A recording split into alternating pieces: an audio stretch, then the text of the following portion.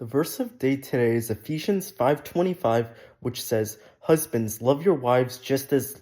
Christ loved the church and gave himself up for her." Now, the most important part of this verse is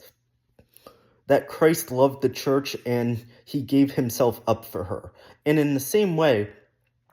the husbands are supposed to love their wives to the point where they are willing to die for their wives, given any crazy event were to happen.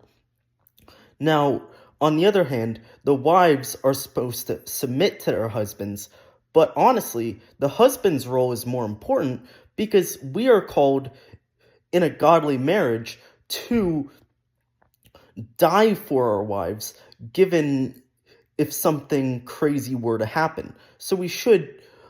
love our wives to a point where we would be willing to die for them, whether something crazy were to happen. So that's why I'd argue that husbands have the more difficult side in a godly marriage, because wives, all you have to do is submit to the will of the husband, and now that's not an excuse for the husband to abuse his wife, no, but